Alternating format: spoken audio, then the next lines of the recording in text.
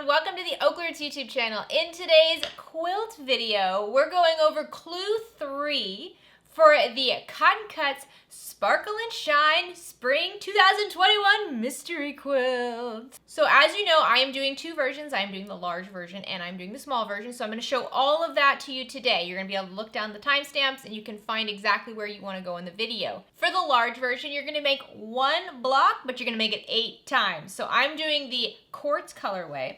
And this is the beautiful block we're making today. You guys, I love this colorway. This colorway is very, very Jessica. It is so bright, so fun. It's a very easy block to put together, but you will be making 8 of these. And that's all. That's all you're doing today. So I'm going to walk you through how to make that block. For the small size, I am using the garnet. It doesn't matter how many times I say it, I never say it right. Hold on a second. Alexa, how do I say garnet? I pronounce that garnet, but I'm always working on how I say things. Garnet. Okay, so Alexa says garnet. Garnet. Just don't think about it. Garnet. I'm doing that colorway for the small. And for that, you're actually going to make 2 different blocks. So first, you're going to make 2 of these strips. Just a bunch of nice triangles. You're going to make 2 of these. And then you're going to make 1 of the other block. But because you only make that 1, if I made it before the video, then I wouldn't be able to show you how to make it in the video. So we're going to work on that one together during the video. So we're going to make 3 total blocks for the small colorway for clue 3. So if you're new to the OklaRoots YouTube channel, please consider clicking subscribe down below. If at any point you like this video, please give it a like. Any questions, comments, anything you want to say, leave them down in the comment section down below. Like I said before, there's going to be timestamps for all these steps. So there's just one block you're interested in. Go click on that timestamp and it's going to take you straight there in the video. If you haven't signed up for this mystery quilt along, I will have links down in the description of this video where you can find out some more information as well as a coupon code to get a free gift with your first month. All right, let's get started. Let's get started with the large version. Like I said, it's just one block you're building today, but you're going to build 8 of them. It's a very, very cute, pretty easy block to put together. So the first thing I like to do is look at the pattern and then lay out my block pieces like it has in the pattern. And what I did actually when I was building all of these is I just laid out one of them and then I went by the pattern and then I just built each step for each block at the same time. So that way it doesn't take as long that way. It goes by much quicker if you just do all the steps for each block at the same time. All right, so here we go. So the first thing you're gonna do is take each of your C blocks. So for me, that's this black and white fabric. And you're gonna take each of your B blocks and you're going to pin them together the exact same way each time. So the B block is gonna go over here on the right, pointed up and away from your C block. We'll just flip them right sides together and then pin along this edge. It's always good to pin along this edge because when you get to the sewing machine, you can kind of forget if you're supposed to do this edge or that edge. Go ahead and do the same thing with the other C and B blocks. Okay, now let's take this to the sewing machine and sew along both of these edges at a scant 1/4 inch seam allowance. Once again, I will be using Aurifil 50 weight thread, a 70-10 universal needle from Schmetz. And I'll be sewing today on my Bernina 350 sewing machine. All right, once you have these sewn together, take your units and lay it so that the back of the C block is wrong side up. And then we're just gonna press along those seams. I am using a dry hot iron. And then I'm going to finger press the C block up so that the seam goes behind that C square. And then give it a press. Do the same thing with your other units. And then I always like to give it a quick press on the back as well, just to really flatten out those seams.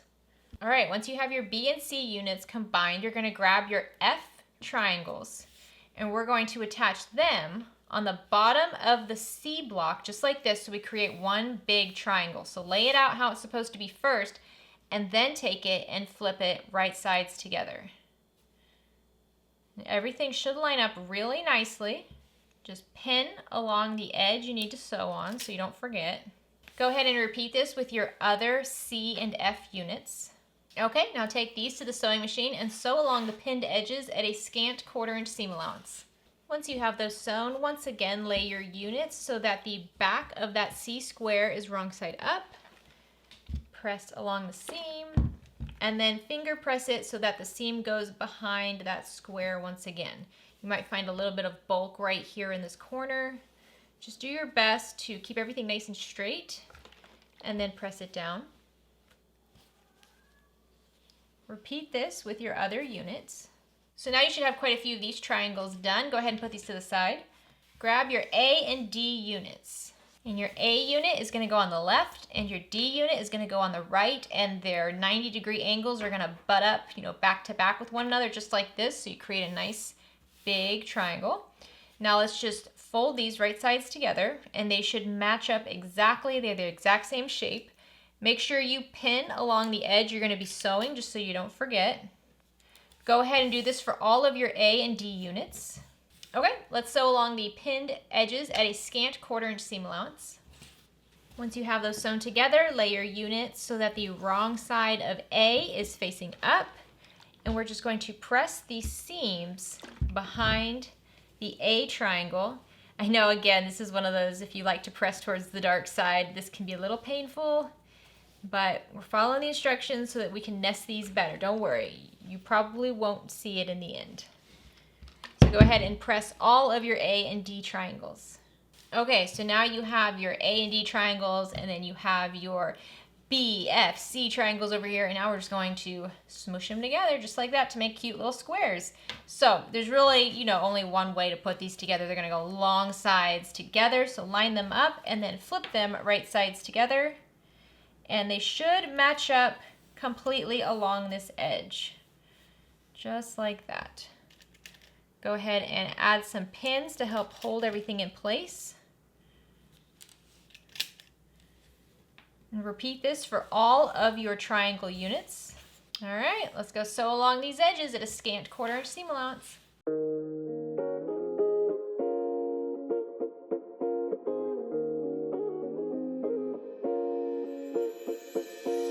Now lay your unit so that the triangle that has the 3 pieces is wrong side up.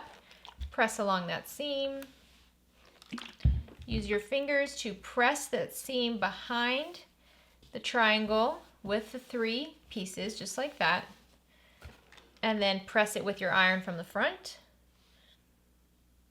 I know this can be a little bulky, so just hold it down for a few seconds. And then flip and press on the back as well. And repeat this with all of your squares. Okay, so for the last step, you want to make sure you line this up properly, because I actually sewed quite a few together like this, and this is not right. We want our F units going across from one another and our C units going across from one another. And because of the way we press these seams should nest into one another, so they should be going in opposite directions. So I like to just line up the center seams first to make sure those are matched up, and then go out to the sides. You can just pin along this edge. And now let's sew along this edge at a scant 1/4 inch seam allowance. All right, and for this last seam, it doesn't really matter. You can pick either side. Just press along it and then finger press it to one side, just like that. It all should be nice and neat. Your points should be looking good. Not all my points are perfect, and that's perfectly fine. All right, so for the 3rd clue, you're just gonna make 8 of these total, and that's it. Okay, let's start with the long strip, which is the one I've already made with the small quilt. So let's first, just like before, we're gonna lie it all out. Just put all of our pieces down to get an idea of what it's gonna look like. This is a pretty simple one. All right, there we go. And so the pattern is gonna have us build this from the inside out, which I like. Actually, the pattern has this upside down. I'm gonna twist all these upside down so it makes more sense when we follow the pattern.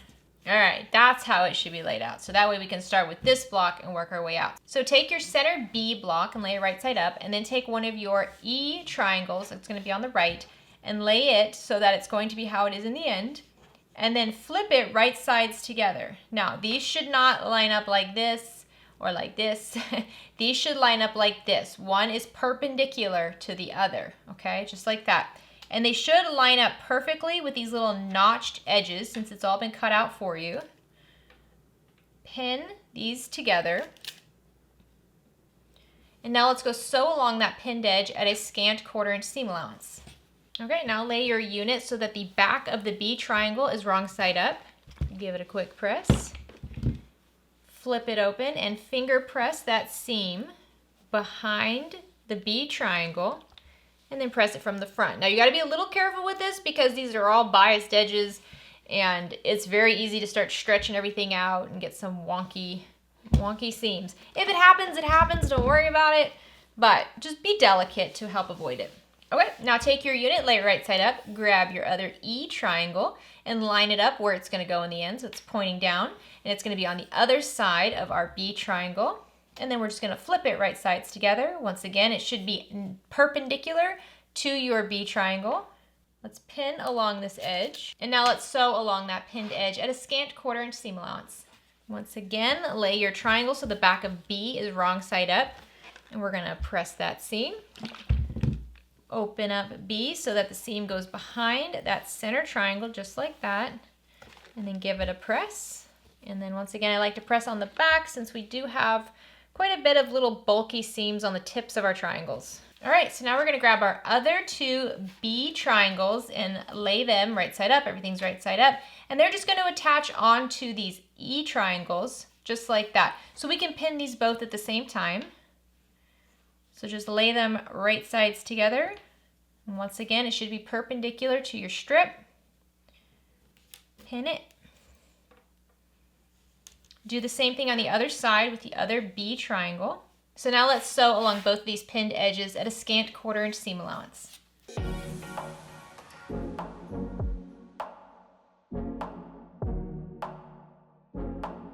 Okay, this time you're going to lay your unit with the E triangles wrong side up, press along the seam you just sewed, and then press that seam behind those E triangles.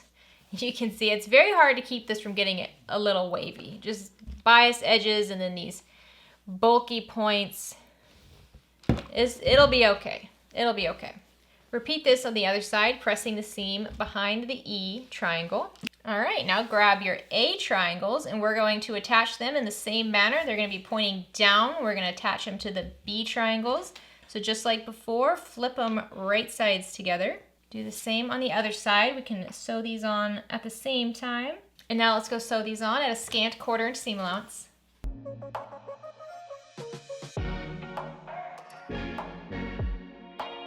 All right, lay your unit down so that the B triangle that's on the seam we attached is wrong side up. Give it a press from the back and then gently push that seam behind the B triangle and give it a press from the front. Do the same thing on the other side. Okay, and then for the last little triangles, we're just gonna attach them right here on the end so that this whole unit becomes a nice long rectangle, just like we've been doing. Just fold these right sides together. It should kind of notch in perfectly on the edge. Pin it. Do the same on the other side. Okay, now let's go sew along these edges at a scant 1/4 inch seam allowance. All right, once you have those sewn on, lay your unit so that the A triangle is wrong side up. Give it a press. And then we're just going to press the seam behind the A triangle. And do this on the other side as well. And there you go. You're going to make 2 of these this month. Go ahead and set these to the side when you're done. Okay, so I haven't made this block yet, so I'm just going to lay it out real quick to get an idea of what it's going to look like in the end, and that will help me while I'm building it. All right, so here's what it's going to look like in the end. Seems nice and simple. Okay, so start out, we're gonna make these little rectangles over here. So take your D triangles and lay them right side up. Take one of your A triangles and lay it right side down along the adjoining edge on your D triangle. There you go. You can pin this in place so we don't forget where to sew. Do this with your other D triangle and one of the smaller A triangles. Okay, let's take these 2 pinned units to the sewing machine and sew along those edges at a scant 1/4 inch seam allowance. Okay, now lay your units so that the back of the smaller A triangles is wrong side up. And then we can just press along those seams. And then we're going to push the seam behind the smaller A triangles. Do your best to keep everything as straight as possible without pulling on it. Do this for both of your AD units. Okay, grab the remaining A small triangles and we're just going to attach them to the other side of our D triangles the same way. So just lay them right sides together and pin along the edge. Do this for both of your D triangles. Okay, now let's sew along both of these pinned edges at a scant 1/4 inch seam allowance. And just like before, we're going to press these seams behind the A triangle that we just added. So this is a little bit easier since we don't have to press that bulky top. Now let's work on the center unit. We're going to combine our A and E triangles separately, just like this. So take 2 of them and lay them right sides together and pin along one of the shorter edges. Try to remember which edge you're pinning on, so I like to always lay it out first and then fold them right sides together and pin along that joining edge. All right, let's go sew these together at a scant 1/4 inch seam allowance.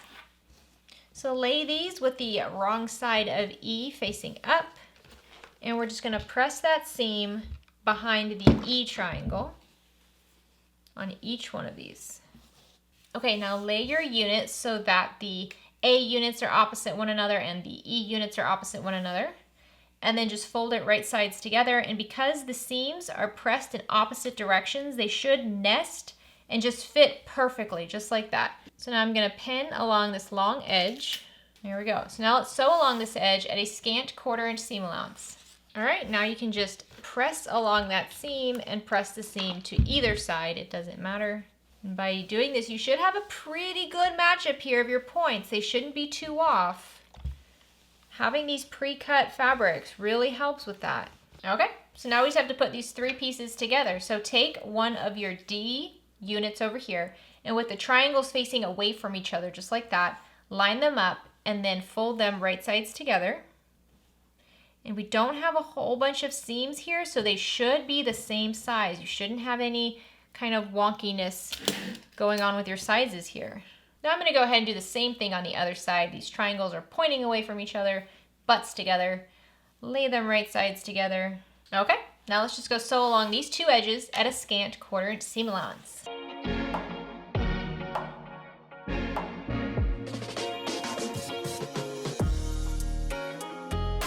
So when you're done, lay it so that the back of the E triangles are wrong side up. Let's press along one of the seams and then just finger press the seam behind your E triangle, which for me is that green triangle in the middle, and then give it a press from the front. Do the same thing on the other side, pressing the seam behind the center E triangle, and then you can give it a quick press on the back. You can definitely spray this with a little bit of best press if you'd like. I'll probably do that towards the end of the quilt along on all the blocks. And there you go. There's your final block for the small quilt. You only make 1 of these. All right, what do you think? This is a pretty easy month. I think all the months are actually pretty easy months. I love that. I love that we break this apart. But here, if you're making the large, you have to make quite a few of these. You gotta make 8 of these. Like I said, if you do each step for each block at the same time, then you'll find it goes by very quickly. I wouldn't suggest making like 1 of the entire blocks at a time, because it will take a long time. But 8 of these adorable blocks if you're doing the large quilt. If you're doing the small quilt, you only have 3 blocks. Both of them are really easy. You have 2 of these fun long strips, and then 1 of these chunky little rectangles. So, you know, I'm so interested in this because here's the small quilt, here's the large quilt. They don't look anything at all alike, right? Like, I mean, they're not going to be identical, the small and the large, but they will be similar. So I'm very, very interested to see how this all comes together. I love this. One thing I do suggest is that when you get your, fabric, you're gonna have a little bag, and the bag should have a number on it. Make sure you put your fabric or your finished blocks back in these bags, because as you can see, we're making quite a few blocks, and as we get towards the end, they're gonna say, okay, now take 3B and add it over here. And if you have all of your blocks in one big tub, you might get a little confused as to what is what. So try to stay organized now while you can. You can label them if you'd like these long ones are 3A. I think this shorter one here is 3B.